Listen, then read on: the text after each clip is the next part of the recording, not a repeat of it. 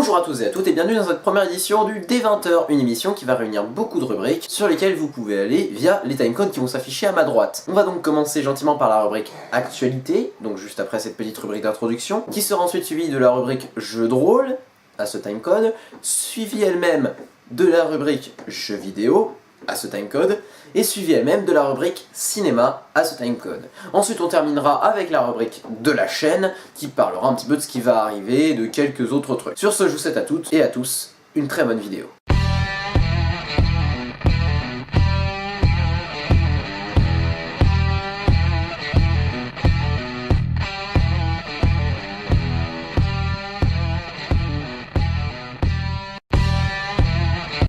Attention, la rubrique qui va suivre n'est pas une vraie rubrique d'actualité, elle n'a pas la prétention de vous informer sur les choses. Néanmoins, il ne s'agit pas d'une rubrique satirique, c'est juste un truc où on parle d'actualité.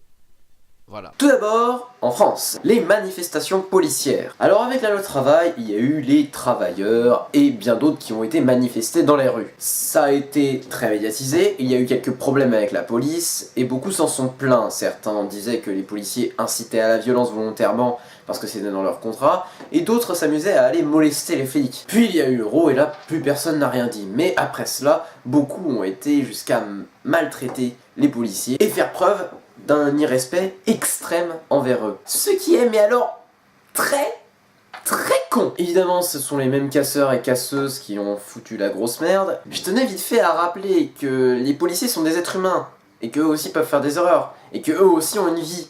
Une femme, des enfants, une famille, des familles, un mari, bref. Ils ont une vie en dehors de la police. Et à la base, les policiers sont là pour vous protéger, pas pour vous emmerder. Donc peut-être qu'il faudrait arrêter d'aller les faire chier. Mais ensuite, en Europe, le Parlement européen pense à lever l'immunité de Jean-Marie Le Pen. Alors là, non, hein, je refuse. Déjà qu'il prend des plombes pour sortir ses Jean-Marie Le Pen Gaming, alors en plus vous voudriez le ralentir avec ça? Mais non! Laissez-le faire courir les rouquins. Ah oui, n'est-ce pas? Ne levez pas ma immunité, sinon j'appelle mes amis de la Luftwaffe de 40, n'est-ce pas? Hein, Hans? Ah, je tenais à dire que c'est inadmissible de la part de l'Union Européenne de lever l'immunité de Meine Freund Jama. Nous allions tourner eine guten Compilation des plus gros cassages de gueule de nazis. C'était la rubrique des connes basée sur des faits réels. PS.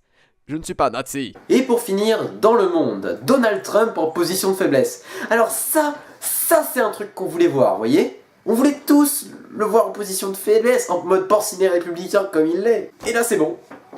Là on est bien. Parce que oui, notre porcinet républicain préféré est désormais en perte de puissance, un peu comme Kindred après 36 nerfs. C'est donc Hillary Clinton qui domine le game en mode au calme, mais gardons à l'esprit que tout n'est pas encore joué. Après avoir sabordé sa carrière avec des scandales, Noage de mon sabordage, lol, n'est-ce pas? Donald se retrouve en position latérale de sécurité après s'être autant fait niquer. Et franchement, de la part d'un fan de Shingeki no Kyojin, ça me déçoit beaucoup. Hein? Vous voyez pas le rapport avec Shingeki no Kyojin? C'est pas évident, allez mater l'animé. Vous aussi vous auriez envie de construire des murs après. Même moi, je suis choqué que les gens soient contre ça. Vous vous rendez compte? Vous voulez être bouffé par le titan colossal ou quoi? Bien entendu, je rigole, hein. Je sais qu'il raconte de la grosse merde. Mais faut quand même garder à l'esprit qu'avec une telle passion pour les murs, il voulait juste éliminer la concurrence. C'est les Portugais les maçons, pas les Mexicains. Ta gueule, je dis ce que je veux. On espère tous que ça va bientôt se finir et que ça se réglera sans trop de violence. Non, parce que perso, l'odeur du napalm au petit déjeuner, je suis pas fan des masses. Surtout qu'à la vitesse où le monde part en couille, on aura sans doute même pas besoin d'intelligence artificielle et des robots. Voilà, on n'aura même pas droit à la partie fun quoi. Bon, sur ce, je préfère vous laisser avec le MJ pour aller au pays des licornes. À tout à l'heure. Merci mon cher Maël, mais je ne crois pas qu'on puisse parler vraiment de pays des licornes parce que nous allons affronter des dragons, des sectes et des démons. Vous venez avec moi? Aujourd'hui nous allons voir un scénario de Donjons et Dragons appelé La Cité Enchaînée. Ce joli petit scénario a plus de 10 ans aujourd'hui, mais il reste délicieusement métal. Car la ville principale se trouve dans un putain de volcan. Éteint.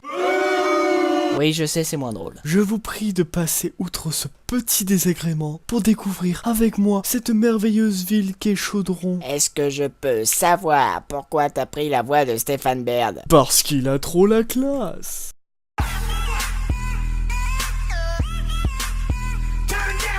Est-ce que t'as pris tes pilules? Non. Et galère. Tu finis ta rubrique? Je vais chercher tes pilules pendant ce temps. Ok, on fait ça. Revenons à notre bonne vieille ville de Chaudron. Il y a eu pas mal de grabuges dans l'histoire de cette cité. La région est tout d'abord contrôlée par les Yuan-Ti, des espèces de gros lézards dégueulasses et très méchants. Bon Dieu, que je déteste ces saloperies. Il y a des géants de glace dans les montagnes, une race de profonds dans les lacs. Bref, la région En moins 3000, c'est la cour des miracles. Dans la même période, t'as les mages du cercle qui ramènent leurs fraises. Coucou! C'est vrai que ce serait con de ne pas avoir une partie du gâteau. Là, on fait un saut 500 ans plus tard et boum! Un nécromancien qui se pointe. Et c'est pas fini. De plus, le mec, évidemment, c'est pas drôle. Il se ramène pas tout seul. On n'est pas tout seul, on n'est pas tout seul, on n'est pas tout seul.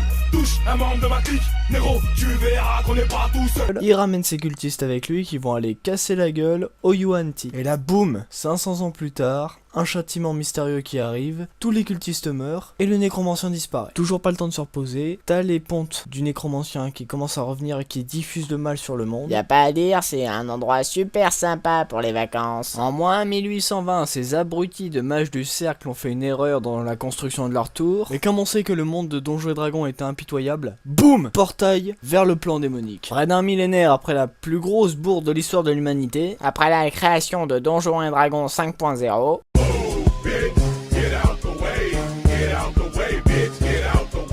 et là, t'as l'un des plus grands mages de tous les temps qui se pointe, qui plante son petit cabanon et qui fait son petit bastion. putain de joueur cancer. Et c'est même pas la fin. T'as un énorme conflit démonique entre Grast et Adimarcus. Un putain de prince démonique contre un ange déchu. Combat épique en approche. Mais avant le combat entre ces deux sympathiques messieurs, Adimarcus a essayé d'envahir Celestia, c'est un peu le paradis. Et même si son armée a réussi à infliger de lourdes pertes à l'armée des anges, les anges ont réussi à repousser l'armée démonique. Mais faut voir à quel prix. Ils ont dû déchirer une partie de leur plan pour envoyer une partie de la cité contrôlée par les démons dans le plan abyssal. Sauf que le bougre d'Adimarcus, il a survécu. Et mieux que ça, dans l'abysse, c'est un peu lui qui est devenu le patron.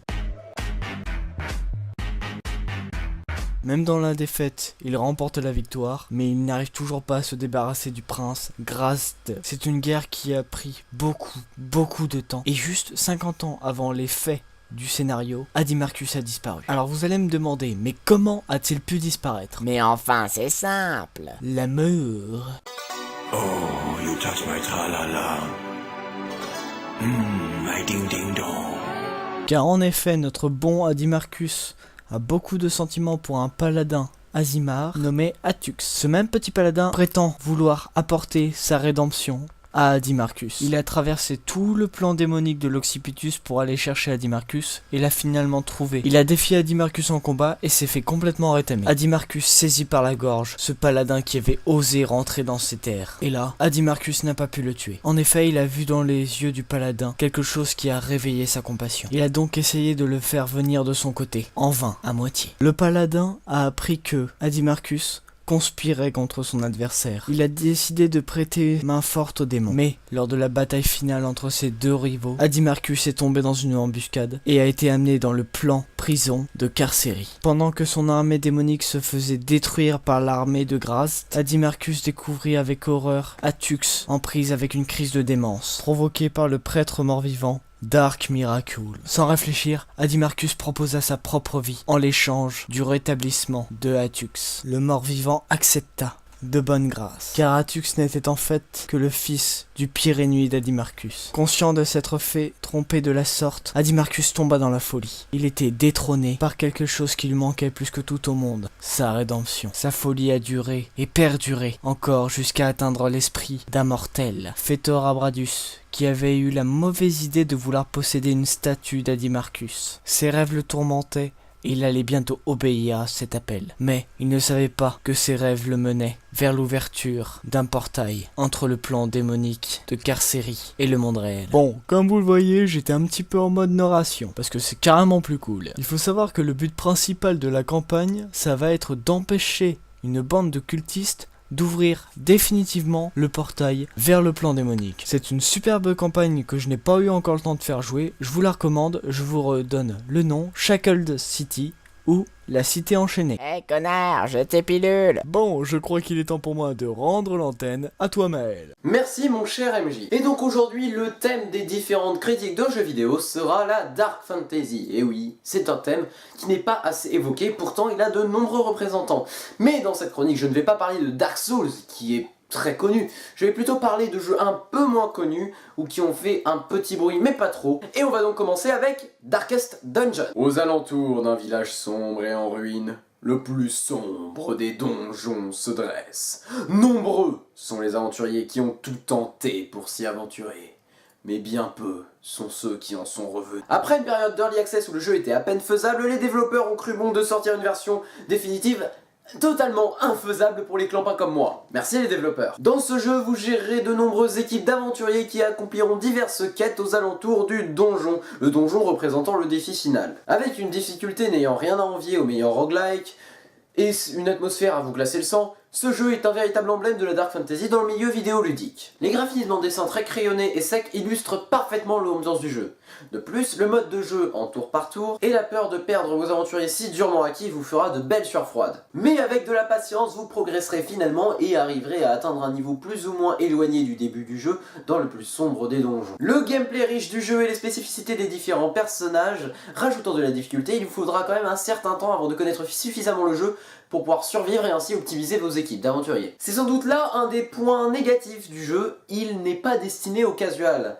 Mais si vous êtes suffisamment motivé, vous pouvez tenter. Pour ma part, j'ai beaucoup apprécié ce jeu, et je pense qu'il mérite amplement d'être plus connu du fait de sa singularité. En effet, ce jeu est quasiment unique en son genre. On peut dénoter dans le jeu plusieurs influences moyenâgeuses dans les personnages. Par exemple avec les médecins de la peste, les croisés, les Vestales. Ils sont tous différents, mais ont tous pour objectif de s'aventurer dans le plus sombre des donjons. Ce jeu coûte un peu plus de 20 € et il les vaut largement avec sa richesse en contenu. Si vous cherchez un jeu qui vaut clairement son prix en plus de représenter la Dark Fantasy, ce jeu est fait pour vous. Restons dans l'univers donjonesque et intéressons-nous à un autre jeu se réclamant de la Dark Fantasy, j'ai nommé Necropolis. Dans un donjon se nommant la Nécropole, vous incarnez un aventurier si aventurant. Une entité mystérieuse semblant contrôler le donjon vous donnera de nombreuses tâches à accomplir. Au départ, vous aurez des armes totalement moisies à votre disposition, mais à force de combats et de meurtres, vous saurez améliorer votre arsenal. Cet arsenal vous facilitera ainsi plus ou moins la conquête de la Nécropole. Nous sommes ici en face d'un Dark Souls-like du plus bel effet avec des graphismes polygones plutôt réussis. Le jeu est assez difficile, pas autant que Dark Souls, mais quand même un petit peu. Mais je ne pourrais pas parler de Necropolis sans parler de son principal défaut, il n'est pas complet. Là où un Dark Souls nous occupe des heures durant, voire une dizaine d'heures, une vingtaine, que sais-je, ce jeu vous occupera tout au plus 5 heures si vous êtes relativement bon. Certes, les tâches confiées par l'entité peuvent donner une illusion de contenu et ainsi rajouter de la durée de vie au jeu et voire même nous aider à progresser dans le jeu, mais il faut se rendre à l'évidence, quand on y joue, on n'en a rien à foutre de l'entité. Et c'est triste parce que je vois dans ce jeu beaucoup de super idées qui sont toutes très mal exploitées, voire pas exploitées du tout. Et tout cela fait qu'on se retrouve avec un Dark Souls-like au contenu faible qui se finit en 5 heures tout au plus, et cette jolie quenelle pour 28 €. Donc je vous recommande d'obtenir ce jeu de façon illégale ou tout simplement d'attendre qu'il soit vraiment en solde parce qu'il ne vaut clairement pas son prix. Reste à espérer que les mises à jour apporteront du nouveau contenu qui rendront le jeu beaucoup plus intéressant. Pour ma part, je lui laisse une seconde chance. Mais quittons un instant nos chaises et nos bureaux où nous sommes installés depuis bien trop longtemps et allons ensemble rejoindre l'EMJ dans cette grande salle de cinéma. En effet, mon chamail, il faudrait mieux que nos chers pérons se trouvent un siège, car je vais aujourd'hui parler non pas d'un film, non pas de 2 films, mais bel et bien de 3 films. Comme des bêtes, Suicide Squad et Peter et Elliot le Dragon. Ça, mes amis, c'est l'effet pilule. Commençons par Comme des bêtes. Ce film d'animation a été fait par Chris Renaud et Yaro Chini. C'est un film franco-américain sorti tout droit des studios McGuff Illumination. Si vous ne voyez pas qui sont ces gens, ils ont réalisé les films suivants: Le Lorax, Moi moche et méchant, Les Mignons, et tout récemment Comme des bêtes. Expliquons le topo. Le film commence à Manhattan dans un petit immeuble où l'on rencontre notre main character, Max. Max est un chien très heureux dans sa vie et possédant une maîtresse idéale. On voit que Max est plutôt bien entouré. En effet, dans son entourage, il compte un chat, un cochon d'Inde, un chihuahua, un teckel, un carlin et un canari. Tout se passe pour le mieux, mais un élément déclencheur sauvage apparaît. Je préviens tout de suite, je ferai un hors-série sur le cinéma et les procédés d'écriture. Notre élément déclencheur est un nouveau chien qui se prénomme Duke. Et là on remarque quelque chose de très présent dans les classiques d'animation au niveau des personnages. La complémentarité. Duke est un énorme chien très poilu alors que Max est un petit chien à poil ras. Mais évidemment, comme on pouvait s'y attendre, ils ne s'entendent pas. Ils veulent tous les deux monopoliser l'attention de leur maîtresse chérie et n'arrêtent jamais de se lancer des piques. Cette querelle va déboucher sur une aventure que vont connaître nos 2 amis à 4 pattes. Ils vont aller dans les égouts, trouver un lapin psychopathe qui fait rire presque à chaque fois, se perdre dans une usine. Bref, on n'a pas le temps de s'ennuyer. De l'autre côté, on a une équipe que l'on va appeler l'équipe sauvetage qui va vouloir secourir Max et Duke. Au fur et à mesure de l'aventure, on en apprend plus sur Duke et son histoire et on voit tous les codes des bons dessins animés qui rejaillissent dans ce film.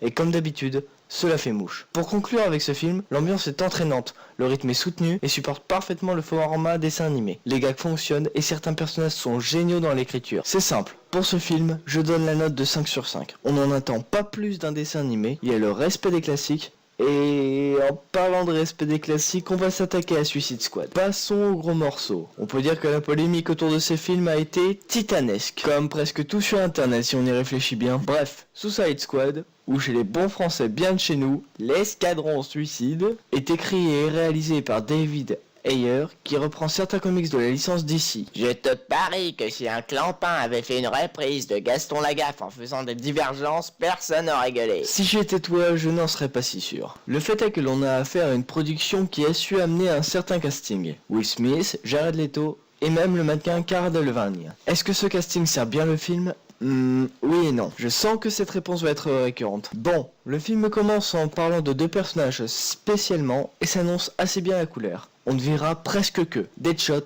et Harley Quinn. Est-ce que c'est chiant ? Oui. Non, là définitivement oui. C'est chiant. On a envie d'en apprendre plus sur les autres personnages, mais Monsieur Je suis une légende prend toute la place, ce qui fait que Katana, Diablo, Boomerang et Croc, ils font meuble. N'empêche, ça doit être super classe des meubles en croco. L'autre déception, c'est le Joker. Entendons-nous bien, je ne le trouve pas mauvais. Jared Leto s'est impliqué comme il faut dans le personnage et ça marche au poil. De plus, c'est la première fois qu'on voit un Joker amoureux de sa Harley à ma connaissance. Et comme on a récemment appris qu'il y avait 3 Jokers, son interprétation colle parfaitement, je trouve. Mais, car il y a un énorme mais, on ne l'a pas assez vu. Et les vannes sont peut-être un peu trop téléphonées à propos du Joker. L'histoire en elle-même est assez simple et les rebondissements scénaristiques ne volent pas très haut. Une équipe de vilains engagée pour taper sur du encore plus vilain, on a l'habitude. Mais là les mecs, si vous voulez taper du Superman-like, ne prenez pas Harley, ne prenez pas Boomerang, ils ne servent à rien. Seul Diablo peut rivaliser, et ce n'est même pas sûr. À part si par la divine magie du Deus Ex Machina, Boomerang se trouve un putain de boomerang en kryptonite, ce n'est pas possible. Mais bon. J'ai réussi à passer outre et à apprécier quelques éléments. La relation Joker-Harley, Diablo et son histoire, l'humour légèrement lourd, et pour finir, les scènes d'action super bien rythmées. Je donne à ce film 3 sur 5. Passons à quelque chose de plus léger. Peter et Elliot le Dragon. Peter et Elliot le Dragon en live action. C'était prévisible, en ce moment Disney refait tous ses vieux classiques en film live action. Là, le casting est plutôt bon, il y a des acteurs que l'on connaît qui ont fait leurs preuves mais qui ne sont pas super connus. Le film commence et on plonge dans une atmosphère sereine et assez plaisante. Une partie boisée des États-Unis, un enfant avec ses parents en aventure, comme il le dit si bien dans le film, et là, un élément déclencheur apparaît. Boum! Accident de voiture, l'enfant devient orphelin. Le gamin s'enfonce dans la forêt et découvre l'existence d'un dragon. Ils font leur vie ensemble et apprennent à se connaître et à se défendre mutuellement. Une relation très forte se crée pour pallier au manque principal de nos deux compères, une famille. Disney excelle dans le fait de montrer des contradictions physiques poussées pour mieux trouver les points en commun entre les personnages. Un gros dragon vert très fort et autonome et un petit garçon seul et faible, trop petit pour le monde qui l'entoure. On avance 6 ans plus tard et on arrive chez un certain monsieur Micham qui raconte à des gosses du quartier qu'il a rencontré un terrifiant dragon dans sa jeunesse. Et là on découvre un nouveau personnage, Grace, sa fille, qui est persuadée que ce ne sont que des foutaises. On a quelque chose de très important décrit dans la dualité entre cette fille et son père. La jeune génération qui ne croit que ce qu'elle voit et refuse tout incartade à la logique, car en effet, elle travaille dans les bois et n'a jamais vu le dragon. Durant cet échange, le père dit « Ce n'est pas parce que tu ne le vois pas qu'il n'existe pas ». Sorti de son contexte, on peut penser à la religion et plus généralement aux croyances de toutes sortes et à l'imagination. Ce n'est pas parce que notre corps est figé sur ce maudit caillou de logique et de réel que nous ne pouvons pas croire à quelque chose de spirituel et imaginaire. On peut voir aussi dans ce film l'esprit de conquête de l'humain. Il a chassé Elliot, l'a mis dans un entrepôt et l'a considéré comme un objet qu'il pouvait traiter à sa guise. Un dernier personnage nous aide à équilibrer le tout. Jack, le mari de Grace, qui n'est ni croyant ni non-croyant. Nous avons donc le croyant, Monsieur Micham, le non-croyant, Grace, celui qui veut s'attribuer le pouvoir, Gavin, et celui qui est mitigé, Jack. Ce film est une bonne histoire d'amitié qui résume assez bien les défauts des hommes par rapport aux croyances de toutes sortes, et il prouve que si un dieu ou une créature mythique existait, il ferait mieux de se cacher, car certains humains ne sont pas prêts à ouvrir leur esprit. Pour ce film, je donnerai 4,5 sur 5, car j'ai ressenti quelques lenteurs. Merci à tous de m'avoir écouté pour cette rubrique cinéma, nous allons maintenant parler des actualités de la chaîne. Et pour la MJ Family dans tout ça, eh bien nous sortons désormais une vidéo, voire 2 vidéos par semaine, ce qui est un rythme de croisière tout à fait remarquable, hein. On peut dire qu'on est fiers de nous, on a bien travaillé, on n'a pas dormi, on n'en peut plus, mais voilà, c'est bien. Et on a en plus recruté une fantastique dessinatrice, allez voir son Talent House, le lien est dans la description. Elle fait des super dessins et elle travaille avec nous, elle nous fait quelques petits dessins assez sympathiques, elle a entre autres fait ceci. Et je suis en train d'essayer de la convaincre de venir faire une petite émission sur notre chaîne, voilà, parce qu'on va manquer de contenu, mais voilà. En tout cas, merci à vous d'être 140 désormais, 140, je sais pas si vous vous rendez compte, c'est absolument énorme. On était à 130 il n'y a pas si longtemps, donc merci à vous de nous aider à faire vivre la chaîne. Merci à vous tous de commenter, de liker et de regarder nos vidéos. Parce que très franchement, ça fait super plaisir. En tout cas, j'espère que cette première édition du D20h vous a plu. Il y en aura sans doute d'autres, mais c'est une mission qui prend pas mal de temps à être faite. Du coup, on vous tiendra au courant. En tout cas, merci à tous. Vous pouvez nous suivre sur Twitter pour avoir les infos en temps réel des émissions qui vont arriver sur la chaîne. Et sur ce, moi je vous dis à la prochaine.